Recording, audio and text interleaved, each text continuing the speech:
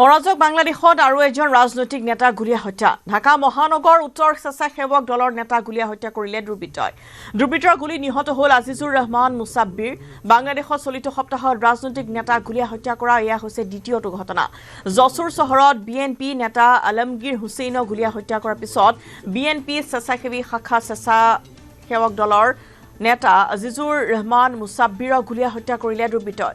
ঢাকা মহানগৰ উত্তৰ স্বেচ্ছাসেৱক দলৰ প্ৰাক্তন সাধাৰণ সম্পাদক আছিল আজিজুৰ ৰহমান। বুধবাৰে নিশা প্ৰায় 8:30 বজাত কাৰৱান বজাৰত আজিজুৰক গুলীয়া হত্যা কৰি পলায়ন কৰে অস্ত্ৰধাৰী দুৰ্বৃত্তৰ দলটোৱে। চিচিটিভিত বন্দী হৈছে ঘাতকে পলায়ন কৰাৰ দৃশ্য। দুৰ্বৃত্তৰ গুলীত আহত হৈছে কাৰৱান বজাৰ ভান সমিতিৰ সাধাৰণ সম্পাদক মহম্মদ আবু সুফিয়ান মাছুদ। গুলীবিদ্ধ আবু সুফিয়ানক ভৰ্তি কৰা হৈছে ঢাকা মেডিকেল কলেজ হাস্পতালত। ইফালে হত্যাকাণ্ডৰ পিছতে ঘটনাস্থলীত উত্তাল প্ৰতিবাদ সাব্যস্ত কৰে একাংশই। ঘটনা সন্দৰ্ভত ৰাইজে অব্যাহত ৰাখিছে তদন্ত। 12 ফেব্ৰুৱাৰীত বাংলাদেশত অনুষ্ঠিত হ'ব লগা সাধাৰণ নিৰ্বাচনৰ প্ৰাকক্ষণত ধাৰাবাহিকভাৱে সংঘটিত হ'বলৈ ধৰিছে হত্যাকাণ্ডৰ ঘটনা।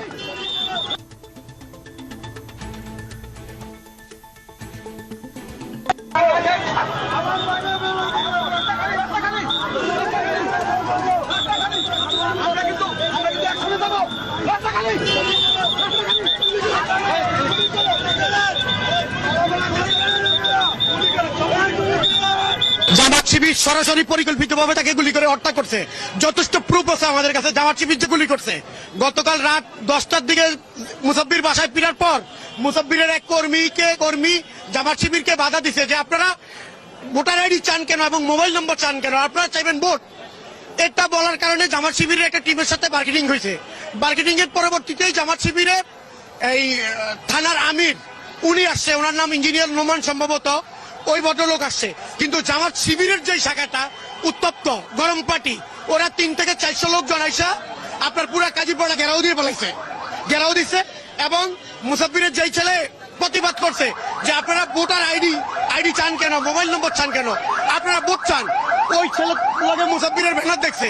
আমরা যখন সন্ধ্যার পরপরই এশার নামাজের পরপরই আমরা দেখতে পাইলাম কারণ বাজার আম্বাসার মসজিদের সামনে 1.5 থেকে 200 জামাত শিবিরের কর্মী এবং তারা সংক্ষিপ্তভাবে সংবদ্ধভাবে পরিকল্পনা করতেছে। তার 10 মিনিট পরে মুসাফির গুলিবিদ্ধ ফোন পাইছি আমরা। দুদিনীয়া কাৰ্যসূচীৰে গুৱাহাটীৰ ৰাষ্ট্ৰীয় বস্ত্ৰ মন্ত্ৰীৰ সন্মিলন। ৰাষ্ট্ৰীয় বস্ত্ৰ মন্ত্ৰী সন্মিলনৰ শুভাৰম্ভ কৰে কেন্দ্ৰীয় বস্ত্ৰ মন্ত্ৰী গিৰিৰাজ সিঙে। অনুষ্ঠানত উপস্থিত থাকে কেন্দ্ৰীয় মন্ত্ৰী পবিত্ৰ মাৰ্ঘেৰিটাও। অনুষ্ঠানৰ সৈতে সংগতি ৰাখি প্ৰথমে মুকলি কৰা হয় এখন প্ৰদৰ্শনী। কেন্দ্ৰীয় বস্ত্ৰ মন্ত্ৰী গিৰিৰাজ সিঙে মুকলি কৰে প্ৰদৰ্শনীখন। অনুষ্ঠানত মুখ্যমন্ত্ৰী হিমন্ত বিশ্ব শৰ্মাক ধন্যবাদ জ্ঞাপন কৰে কেন্দ্ৰীয় মন্ত্ৰী গিৰিৰাজ সিঙে। এখন ৰাজ্যৰ 5% GDP বৃদ্ধি কৰাটো সহজ কথা নহয়। অসমত 12ৰ পৰা 13% GDP বৃদ্ধি হৈছে। বিদেশী চৰণীয়া ভূমিত পৰিণত অসমত উচ্ছেদক লৈ কঠোৰ হৈছে ৰাজ্য চৰকাৰ। প্ৰধানমন্ত্ৰীৰ নেতৃত্বত বস্ত্ৰ খণ্ডলৈ ব্যাপক পৰিৱৰ্তন অহা বুলি মন্তব্য কৰিছে কেন্দ্ৰীয় মন্ত্ৰী গিৰিৰাজ সিং।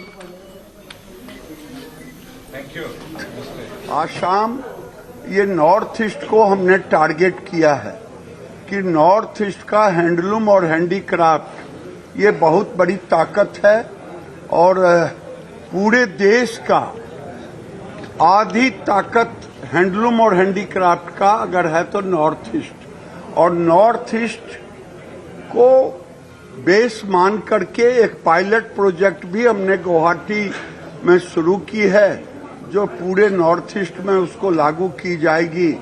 और आज 2 दिनों के चिंतन मंथन में हम एक्सपोर्ट की बात करेंगे, हम न्यू एज फाइबर की बात करेंगे, उसमें भी आसाम 1 नंबर का होगा। रेमी फाइबर पर चाइना और वियतनाम का इस पर होल्ड है।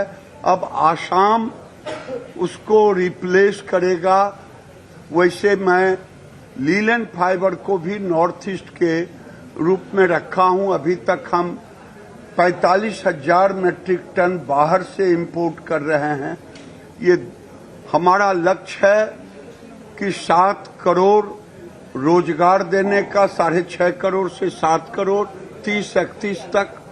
उस लक्ष्य की प्राप्ति के लिए राज्यों के साथ मिलकर के 2 दिनों का ये चिंतन बैठक है और इसमें मुख्य रूप से मैं आभार प्रकट करता हूं यहाँ के मुख्यमंत्री को, हेमंत बिश्व शर्मा को, जो उन्होंने इस कार्यक्रम के लिए अपने आप राज्य के सारे लोगों को लगाया है और मैं उनको धन्यवाद देता हूं कि हेमंत बिस्व शर्मा ने पूरे देश को, अगर आज हेमंत बिस्व शर्मा जिस ढंग से एक तरफ विकास की गति को तेज कर रहे हैं, दूसरे तरफ बांग्लादेशी घुसपैठियों को भी बाहर कर रहे हैं, 1.25 लाख बीघा से ऊपर जमीन को खाली कराया, ये बताता है कि कांग्रेस ने किस तरह से आसाम को एक धर्मशाला बना दिया था। आओ वोट दो और जमीन कब्जा करो, इसको हेमंत बिस्व शर्मा ने खाली किया है और बांग्लादेशी घुसपैठियों को भी निकाल रहे हैं। काश अगर बंगाल के मुख्यमंत्री हेमंत बिस्व शर्मा जैसा होता, आज बंगाल बांग्लादेश बनने की स्थिति में नहीं। ইয়াত দেশৰ বস্ত্ৰমন্ত্ৰীসকলৰ লগতে সচিব তথা বস্ত্ৰ মন্ত্ৰালয়ৰ শীৰ্ষ পৰ্যায়ৰ বিষয়াসকল আৰু কেন্দ্ৰীয় চৰকাৰৰ বস্ত্ৰ বিভাগৰ আটাইকেইটা খণ্ডৰে আমাৰ শীৰ্ষ বিষয়াসকল উপস্থিত আছে। এই দুদিনীয়া কাৰ্যসূচীত দেশৰ লগতে প্ৰতিখন ৰাজ্যৰ বস্ত্ৰ উদ্যোগ, সেই হস্তশিল্পৰ পৰা বিশাল উদ্যোগবিলাকলৈকে সকলোকে সামৰি কিদৰে উন্নীত কৰিব পৰা যায় আৰু প্ৰধানমন্ত্ৰী মোদী ডাঙৰীয়াই যি আমাক এটা লক্ষ্য স্থিৰ কৰি দিছে যে 2030 চনৰ ভিতৰত 350 বিলিয়ন US ডলাৰৰ এক আমাৰ উদ্যোগটো হ'ব লাগে।